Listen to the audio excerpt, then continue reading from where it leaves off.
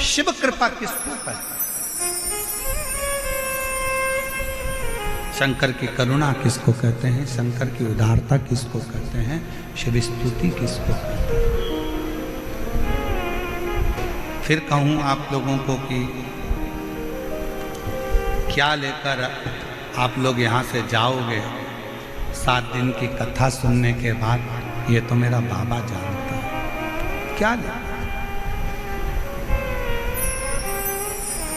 क्या ले?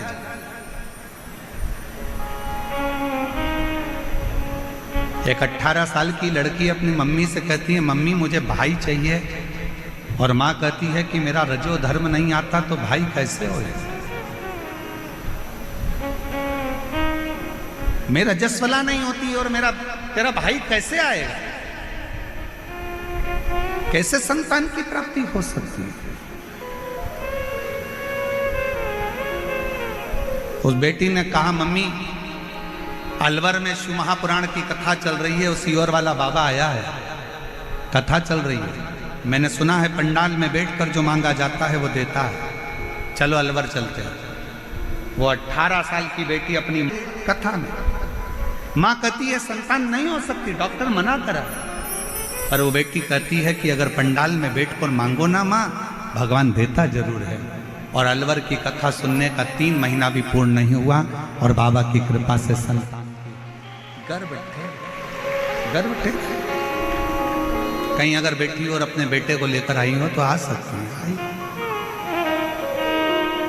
फिर कहें देवता देते हैं पल्ला झाड़ कर और महादेव देता है छप्पर फाड़, वो शिव।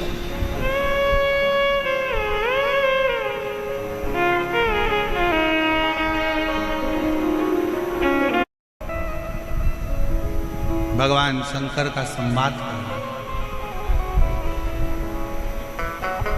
देवराज को विश्वास नहीं था, शरीर में कष्ट है। पंडित जी बार बार चिल्ला रहे हैं हर हर। बाहर निकल गए देवराज ब्राह्मण मंदिर के बाहर, एक बेलपत्री के वृक्ष के नीचे जाके बैठ गए।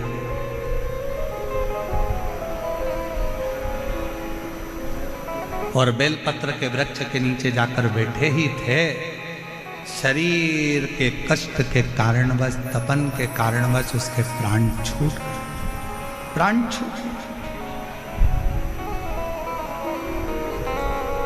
मर गया। अब प्राण भी कहां छूटे? 2 क्षण की शिव महापुराण की कथा सुन ली, शिवालय होकर आ गया, बेलपत्री के पेड़ के नीचे उसके प्राण छूटे, बेलपत्र के वृक्ष के नीचे। कहते हैं जिसके घर में बेलपत्र का वृक्ष लगा होता है, उसके घर में काल भी महाकाल को देखकर डर जाता है और अंदर प्रवेश नहीं। इतना प्रभाव। और फिर कहेंगे अगर आपके घर में बेलपत्र का वृक्ष नहीं है तो एक नियम बनाओ कि रोज शिव के मंदिर में जब लोटा भर के जल चढ़ाओ तो उस जल को थोड़ा सा झेल कर लेकर आया करो, उस जल को थोड़ा सा लेकर आया करो और अपने दरवाजे पर उस जल का सींचन करा करो। घर के प्रत्येक व्यक्ति को थोड़ा थोड़ा जल आचमन करने के लिए दिया करो, आचमन करो।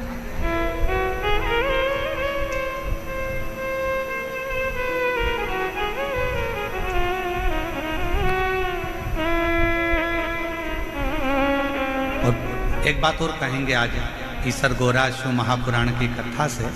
मान लो कोई वस्तु आपकी खो गई, कोई चीज नहीं मिल रही है, बहुत देर से आप ढूंढ रहे हो, प्रयास कर रहे हो। सुबह सुबह जब भगवान को जल चढ़ाने जाओ ना, तो जो जल लेकर आते हो ना, उससे अपनी साड़ी का कोई भी पल्लू, जरा सा भाग उसको गीला कर लिया कर, थोड़ा सा, और उसको नेत्र से लगाकर घर में आकर उस वस्तु का स्मरण कर कर बाबा से प्रार्थना करो, बाबा मेरी वो सामग्री बहुत कीमती थी पर मिल नहीं रही। आप प्रयास करोगे ना बाबा तो ढूंढ सकते। विश्वास करता है 24 घंटा या 48 घंटे के अंदर वो सामग्री मिलेगी जरूर, जहां भी होगी वो प्राप्त हो जाएगी। खोजिए।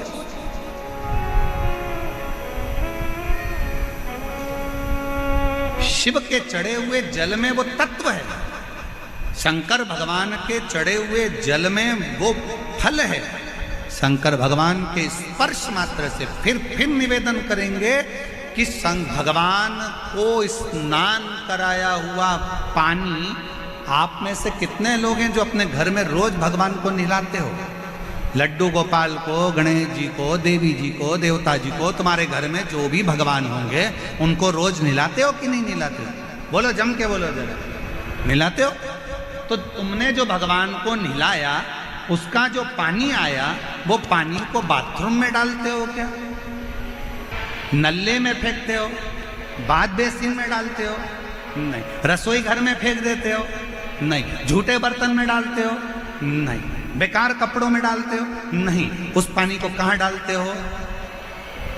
कहीं अच्छे बगीचे में, पेड़ पौधों में ले जाकर, कई लोग उस पानी को तुलसी जी में, कोई अच्छे बगीचे में, वो जो भगवान के स्नान का पानी है, भगवान के स्नान का जल है, उसको लोग अच्छी जगह पर ले जाकर डालते हैं। जरा विचार करना, पानी का मात्र भगवान से स्पर्श हुआ तो वो पानी बाथरूम में नहीं गया।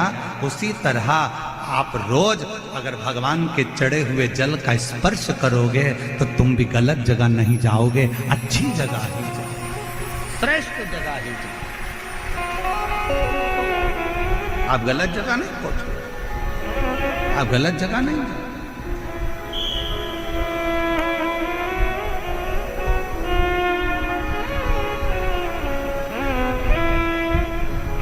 श्रेष्ठ जगह आप पहुंचने का प्रयास करें। देवराज बेलपत्री के वृक्ष के नीचे अपने प्राणों को त्याग दिया, और देवराज ने बेलपत्र के वृक्ष के नीचे अपने प्राणों को त्यागा। इसलिए आज की शिक्षा, तुम कॉलेज में कितने भी अच्छे पढ़ लो, कितने भी अच्छे स्कूल में पढ़ लो, कितनी भी अच्छी विद्या अध्ययन कर लो, और कितना भी अच्छा एजुकेशन ग्रहण कर लो, पर जो पढ़ाई, जो विद्या, जो शिक्षा तुम्हारे घर के बुजुर्ग दादा दादी, दुनिया में वो शिक्षा किसी विद्यालय में प्राप्त नहीं हो सकती, वो किसी विद्यालय में प्राप्त। जो शिक्षा एक घर का बुजुर्ग दे सकता है, जो शिक्षा घर का एक बूढ़ा व्यक्ति दे सकता है, जो शिक्षा एक घर के नाना नानी, दादा दादी दे सकते हैं, वो शिक्षा किसी स्कूल और किसी कॉलेज में प्राप्त नहीं हो सकती। क्योंकि हमारे बुजुर्ग हमारे घर के पोता पोती को, नाती पंती को सिखाते हैं, मंदिर जाया करो, ले चरणामत ले, अगरबत्ती लगाओ, दिया लगाओ, प्रणाम करो, रामायण पढ़ो, गीता पढ़ो, गायत्री मंत्र का जाप करो, बोलो महामृत्युंजय मंत्र को बोलो, चलो हाथ जोड़ के बोलो श्री शिवाय नमस्तुभ्यम। घर के बुजुर्ग अपने घर के बच्चों को, पोता पोती को, नाती पंती को कुछ अच्छी शिक्षा देते हैं। और याद रखना, स्कूल और कॉलेज की शिक्षा एक बार तुम्हारे बुढ़ापे में काम आए कि ना आए, पर जो घर में बुजुर्ग शिक्षा देते हैं ना, वो तुम्हारे बुढ़ापे में जरूर काम आती है और तुम्हारा बुढ़ापा सुधार देती है। इसलिए अपने घर के दादा दादी का, नाना नानी का सम्मान करना प्रारंभ करो, अपने घर के बुजुर्गों का आदर करना प्रारंभ करो, अपने घर के बुजुर्गों का, अपने माता पिता का आदर करना प्रारंभ करो, उनकी शिक्षा को ग्रहण करना प्रारंभ करो।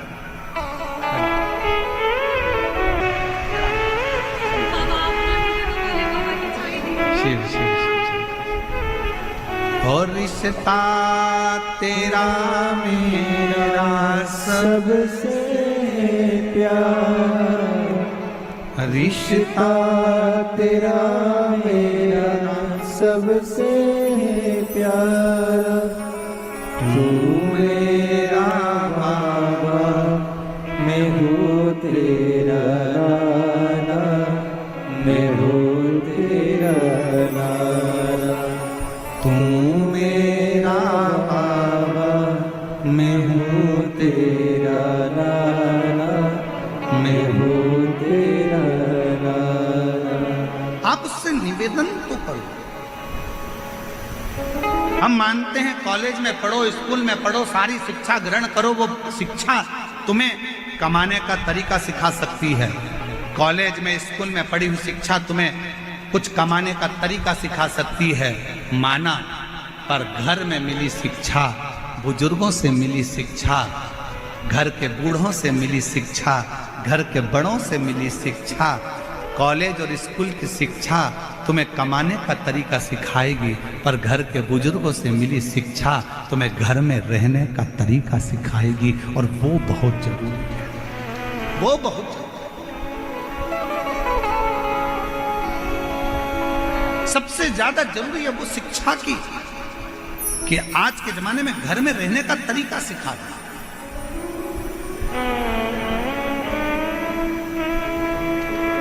देवराज के प्राण छूट गए। चोरी करने वाला ना वेद पढ़ा, ना शास्त्र पढ़ा, ना अध्ययन करा, ना मंदिर गया, ना देवालय गया, ना शिवालय गया, ना कभी भगवान की भक्ति करी, इसको तो नरक जाना था। पर मरने के बाद बेलपत्र के वृक्ष के नीचे इसके प्राण छूटे तो भगवान शंकर नंदी लेकर आए हैं और नंदी पर बिठाकर लेकर जा रहे हैं। अब इसके मन में संशय हुआ,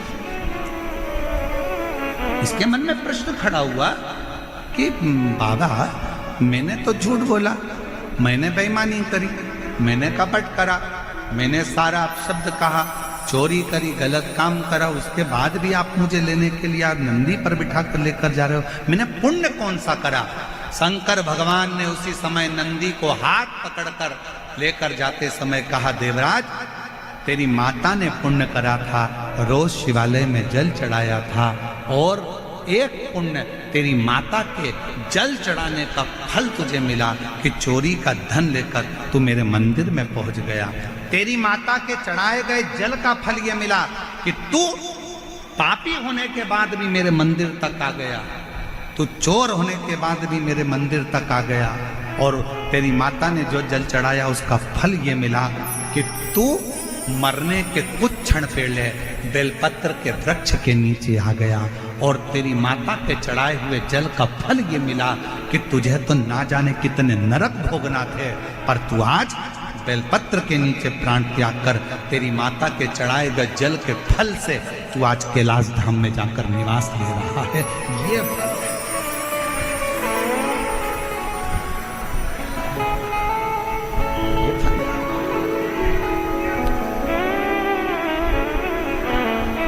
और प्रभु आपकी कृपा से वो जो अपने सोचे से कथा आई, आगे वर्णन आया, समुद्र के तट पर एक वाशकल नाम का एक गांव है।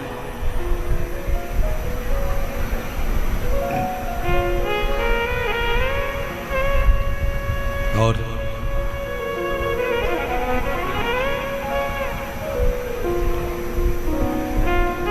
समुद्र के तट पर एक वाशकल नाम का गांव है, जिसमें ब्राह्मण ही ब्राह्मण रहते हैं, द्विजों से भरा हुआ।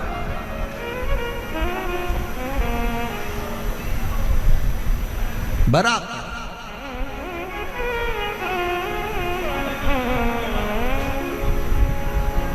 एक व्यक्ति उसमें गलत संगत धारण कर लिया तो उसने पूरे गांव के लोगों को गलत संगत में डुबो दिया। अब थोड़ा ध्यान देना कथा पर।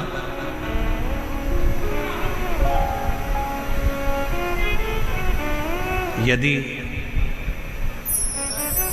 मान लो